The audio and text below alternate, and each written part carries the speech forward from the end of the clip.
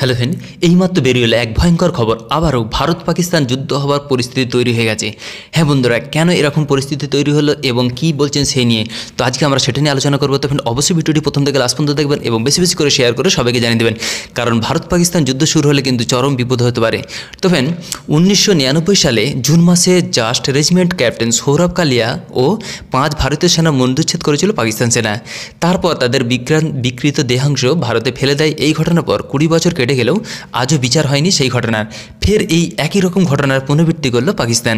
তবে কাশ্মীরের বাসিন্দার এক ভারতীয় মালবাহকের মুণ্ডচ্ছেদ করলো এবং দেহাংশ ফেলে পালালো পাকিস্তানের সেনা। বিষয়টি প্রকাশ্য আসার পরেই এর উপযুক্ত জবাব দেওয়া হবে বলে হুমকি দিয়েছে ভারতের সেনাপ্রধান জেনারেল মনোজ মুকুন্দ। তবে স্থায়ী সূত্রে জানা গিয়েছে শুক্রবারে পুঞ্চ জেলায় সীমান্তবর্তী এলাকায় দিয়ে ভারতীয় সেনার কিছু জিনিস বয়ে নিয়ে যাচ্ছিলেন কয়েকজন।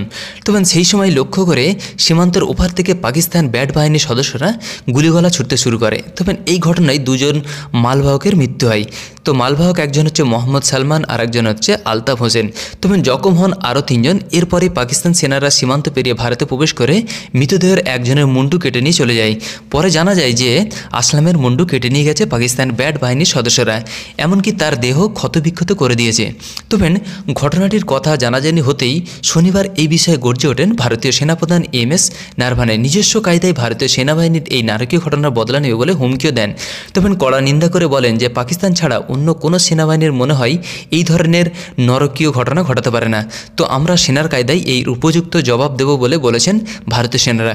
তবে এরকম এক পরিস্থিতি তৈরি হওয়ার ফলে মনে করা হয়েছে যে খুব অবিলম্বে ভারত আর পাকিস্তানের মধ্যে যুদ্ধ শুরু হয়ে যাবে। তবে আমাদের উদ্দেশ্য ছিল এই ছোট্ট একটা ইনফরমেশন আপনার কাছে পৌঁছে দেওয়া। আপনার মতামতটা কিন্তু অবশ্যই কমেন্ট বক্সে লিখতে ভুলবেন না। Thank you friend, thank you for watching.